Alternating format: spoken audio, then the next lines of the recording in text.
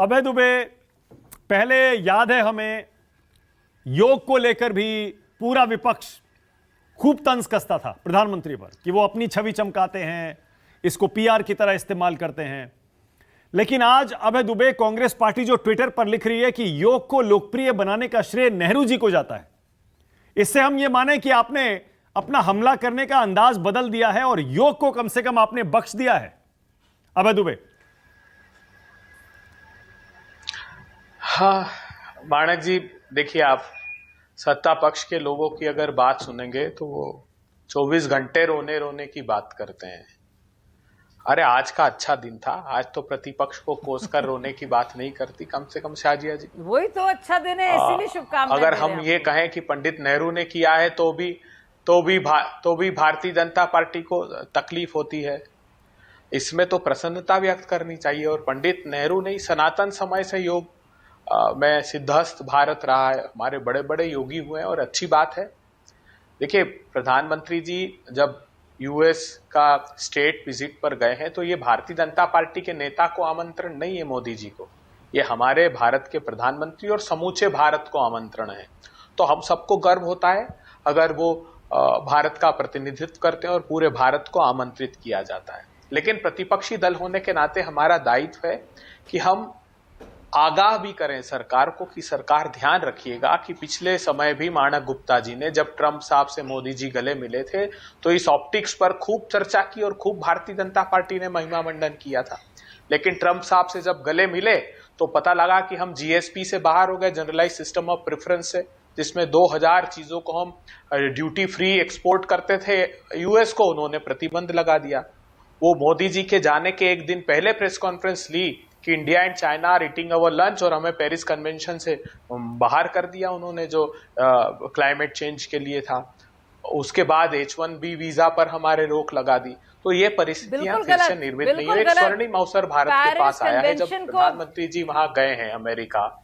तो देखिए, मैं बीच में बोलने का अभ्यास नहीं माणक जी, नहीं तो मैं डिबेट में बोलूंगा नहीं, माफ कीजिएगा। मैं आपको ये आगाह करना चाहते हैं कि आज जो जियोपॉलिटिकल सिचुएशन है उसमें भारत के लिए गोल्डन अपॉर्चुनिटी है। अपॉर्चुनिटी इसलिए है कि अमेरिका ने और यूरोपीय यूनियन ने अमेरिका ने खास करके पॉलिसी अनाउंस की है, चाइना +1 पॉलिसी। अर्थात यूरोपीय यूनियंस ने और अमेरिका ने बहुत बड़ा इन्वेस्टमेंट पिछले 2 दशक से आ रहा हूं एक एक करके, वन बाय वन। शाजी, आपको मौका दूंगा, जवाब दीजिएगा। एक सेकंड जरा, अभय दुबे अपनी बात पूरी कर लें फिर। अब चूंकि रैपिड डिटोरिएशन हो रहा है चाइना और यूएस के रिलेशन में बीते कई दिनों से। आप देखिए कि जो हाउस चीफ है उनकी, नैन्सी, यूएस हाउस चीफ, वो जब गई थी अभी ताइवान, तब कॉन्फ्लिक्ट की स्थितियां बनी थी। या एक स्पाई बलून जो चाइना का यूएस ने अभी खत्म किया, उसके बाद या अमेरिका ने निर्णय लिया कि जो वो चिप एक स्पेसिफिक बनाते हैं कंप्यूटिंग चिप, उसको चाइना को देने से रोक लगा दी कि वो अपने मिलिट्री इक्विपमेंट में यूज कर रहा है। लेकिन साइमल्टेनियसली अमेरिका ये भी ध्यान रख रहा है, जब एंटनी ब्लिंकन 3 दिन पहले मोदी जी के जाने के चाइना जाते हैं और वो ये अनाउंस करते हैं कि हम चाइना को के इकोनॉमिक कंटेनमेंट पर काम नहीं कर रहे हैं, भारत से हमारे रिलेशन अलग हैं। तो अब अवसर ये बनता है कि भारत एक मैन्युफैक्चरिंग हब बन सकता है इन सब देशों का बड़ा। लेकिन क्या भारत 9 वर्षों में अपने आप को तैयार कर पाया? तो उत्तर है नहीं, क्योंकि अभी मार्च की आप अगर मैन्युफैक्चरिंग सेक्टर की ग्रोथ देखेंगे तो 1.1% है। राहुल गांधी लगातार कह रहे हैं कि नोटबंदी और गलत जीएसटी के निर्णय से हमारा मैन्युफैक्चरिंग सेक्टर कोलैप्स हुआ है, खास करके जो बैकबोन है एमएसएमई, जिसका एक्सपोर्ट में कंट्रीब्यूशन 40% है, मैन्युफैक्चरिंग आउटपुट 45% है। तो चाहिए कि भविष्य के भारत में एक ऐसा नेतृत्व करे राहुल गांधी जैसा, जो इस 15-20 सालों में अब जो अवसर, स्वर्णिम अवसर भारत के पास आने वाला है, उसको हम स्ट्रेंथ दे पाए। क्योंकि जैसे हम डिफेंस के सेक्टर में अब हो सकता है कि जीई के साथ जो हमारी जेट इंजन की डील हो मैन्युफैक्चरिंग की इंडिया में, उस पर कोई अनाउंसमेंट हो, लेकिन फिर भी मैं ये साफ कर दूं, जो टेक्नोलॉजी ट्रांसफर का राग सब अलाप रहे हैं, तो इंटेलेक्चुअल प्रॉपर्टी वो प्राइवेट कंपनी की होती, पूरी तरह टेक्नोलॉजी ट्रांसफर नहीं होगा, फिर भी भारत लाभ की स्थिति में रहेगा। तो हमको चाहिए एक ऐसा नेतृत्व भारत का जो कम से कम सांप्रदायिक सौहार्द भारत में स्थापित कर सके ताकि व्यवसाय का अच्छा वातावरण हो, जो मैन्युफैक्चरिंग सेक्टर पर फोकस्ड अपनी अप्रोच रखकर भारत के भविष्य को निर्धारित कर सके। लेकिन वो संभावना मुझे भारतीय जनता पार्टी या नरेंद्र मोदी जी जैसे नेतृत्व में भविष्य के भारत के लिए दिखाई नहीं देती। वो राहुल गांधी में दिखाई देती है। आपने इशारों में कहा भी अभय दुबे, समूचे भारत के लिए आपने इशारों में भी कह दिया कि भविष्य के प्रधानमंत्री राहुल गांधी जी, मैं साफ मैं साफ कह रहा हूं, राहुल गांधी जी के आप विजन को देखिए, उन्होंने हर बार आगाह किया, वो तो भविष्य में आने वाली परेशानियों के लिए भी आगाह करते हैं और वो कंसिस्टेंटली डे वन से देखिए, वो ये कहते हैं कि हिंदुस्तान की बैकबोन है जिससे आपके न सिर्फ रोजगार के अवसर सृजित होंगे, और अब तो जियोपॉलिटिकल सिचुएशन एक ऐसी बनी है क्योंकि ये परमानेंट स्टेटस नहीं रहता।